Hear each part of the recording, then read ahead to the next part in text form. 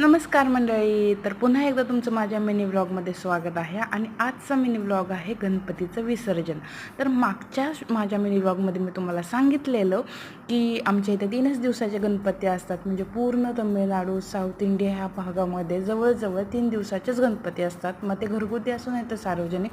तर बघा इथं छान असं बीचवरती गणपतीचं विसर्जन सुरू आहे. वरच्याच बाजूला गाड्या, ट्रक काय असेल ते थांबवलं जातं आणि अशा पद्धतीने गणपती अगदी ट्रॅडिशनल पद्धतीने ते ढोल वगैरे वाजवत आणले जातात. इकडे DJ सिस्टीम नसते. हे खूप आश्चर्यकारक आहे. खूप छान वाटतं.